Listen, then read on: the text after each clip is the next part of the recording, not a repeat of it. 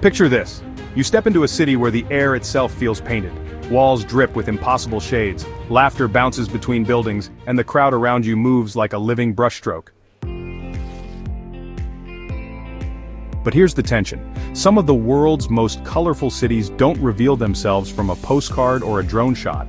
Their true colors only appear when you're in the middle of the chaos, shoulder to shoulder with strangers, when the noise, the fabrics, the murals, and the rhythm of life close in on you. And that's where I'm taking you today.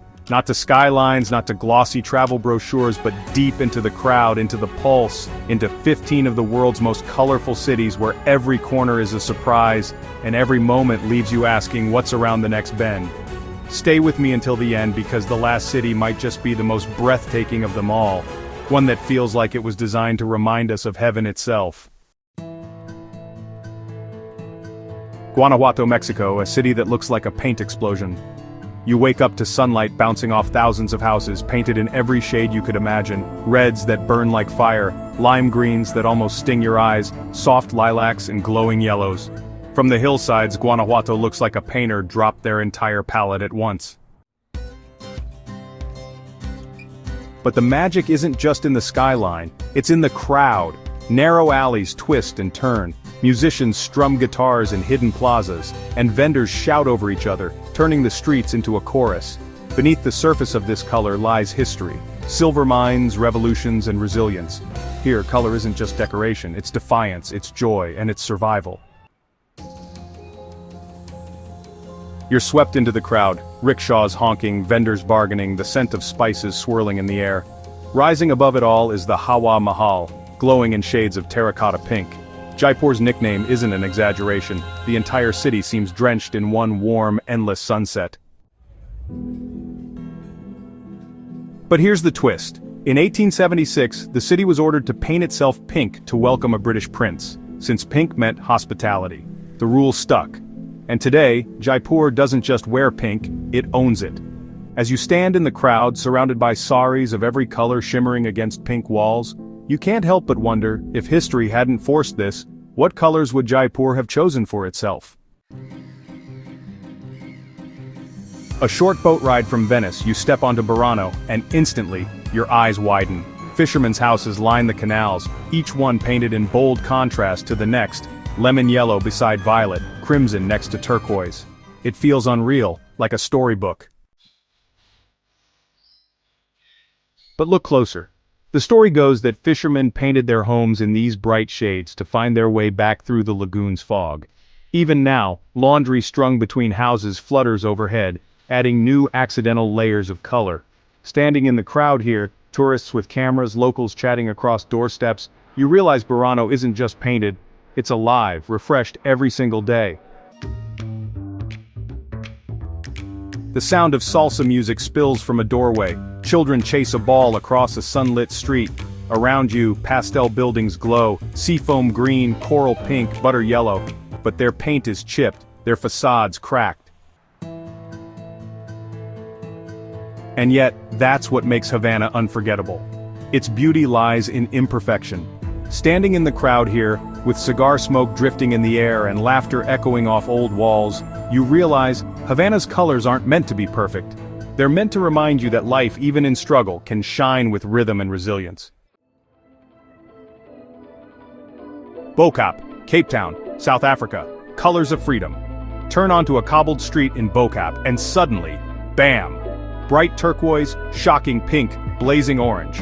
The houses hit you like a festival. But beneath this beauty lies a story of triumph. These homes once belonged to enslaved people who weren't allowed to paint them. When freedom came, they claimed their walls with bold colors, each one a declaration of pride. Today, as you stand in the crowd, children running barefoot, locals selling spices, you feel it. These aren't just colors, they're living proof of resistance, freedom, and identity.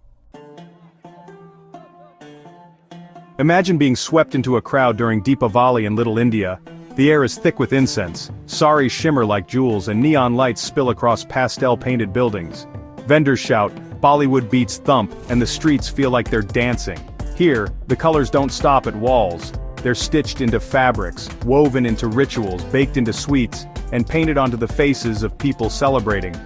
Little India is proof that sometimes a neighborhood isn't just colorful, it is color, in every form possible. From above, Jodhpur looks like a sea has spilled across the desert. Entire neighborhoods painted in indigo stretch beneath the fortress walls, but within the crowd, weaving through spice markets and sari shops, the mystery deepens. Was the blue to keep houses cool? To mark priestly homes? Or just tradition? No one can agree, and maybe that's why it feels so magical. Among the hum of life, the blue walls make you feel both calm and curious. Like the city itself is whispering secrets only the locals truly know. Graffiti, murals, poetry scrawled on staircases. In Valparaiso, walls aren't just walls, they're canvases, and every single one tells a story. The crowd here is different, artists carrying brushes, musicians playing on street corners, dreamers filling cafes. You climb steep winding alleys surrounded by houses painted in every shade imaginable, and you realize Valparaiso isn't a city to look at, it's a conversation, and you're just one more voice inside it. Fog drifts off the harbor, but the houses on Jelly Bean Row shine so brightly they cut right through it. Candy-colored row houses, teal, magenta, tangerine, lemon, stand shoulder to shoulder, glowing against the gray sky. Locals say the colors once helped sailors spot their homes in the fog. But today, standing in the crowd as folk music spills out of the pubs, you realize it's about something more. It's joy, a deliberate choice to fight gray winters with color, to fill life with sweetness even when the world feels cold. Istanbul dazzles with mosques and palaces, but wander into Balat and you find something raw, something intimate. Narrow alleys lined with crooked houses painted in reds, yellows, and aquamarine, leaning into each other like old friends. The crowd here is alive, kids kicking balls, vendors selling simit bread, women chatting from balconies. In Balat, color doesn't feel curated. It feels authentic, accidental, lived in. It's the Istanbul that beats quietly behind the grandeur. The air is thick with music. Women in bright dresses balance fruit baskets on their heads. Streets glow with mustard yellow, coral pink, and sea green. Cartagena feels less like a city, and more like a carnival that never ends. The crowd is a swirl. Tourists snapping photos, locals dancing in plazas, vendors calling out. In Cartagena, color isn't limited to the walls. It spills into the rhythms, the food, the way people move. This is a city painted not just in paint, but in joy. Climb into the hills of Rio, and you'll find favelas that look like a mosaic. Stacked houses painted in wild colors, lime, orange, purple, form a patchwork against the green mountains. From within the crowd, kids flying kites, music booming, neighbors shouting greetings across balconies, you realize something. These colors aren't for tourists. They're for the people. They're pride, identity, resilience, survival. In Rio's favelas, color isn't surface. It's soul. 5 villages perched on cliffs above the sea, each one glowing in shades of peach, lavender, coral, and butter yellow. From afar, Cinque Terre looks like a dream, but step into the crowd, and it feels even richer. Fishermen haul nets, locals gossip on benches, tourists squeeze through alleys with gelato in hand. It's chaotic, it's ordinary, and it's breathtaking. Cinque Terre reminds you that sometimes the most cinematic places are the ones where real life carries on, unpolished and unfiltered. The waterfront looks like a carnival frozen in place.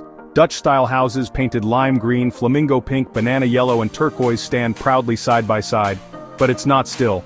In the crowd, steel drums beat, people dance, cafes overflow with chatter.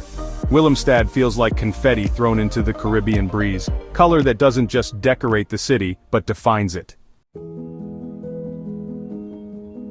And now, the city that feels like it belongs in a dream. You turn a corner and suddenly the world is drenched in blue. Stairs, doors, walls, all shades of azure, cobalt, and sky.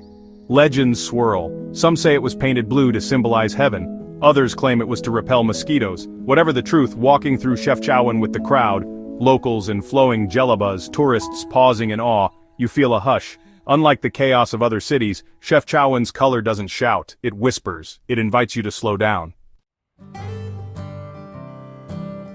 It's the perfect end. A city that reminds us that color isn't just to be seen, it's to be felt. So there you have it, 15 of the world's most colorful cities, not from above, not polished for postcards, but seen from the ground, from the crowd, from the pulse of life itself.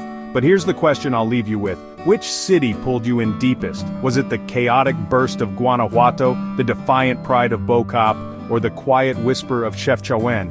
Because color isn't just paint, it's culture, it's memory, it's identity, and when you stand in the middle of it, surrounded by people, you don't just see color, you live it. So tell me, if you could step into the crowd of one of these cities right now, which one would you choose?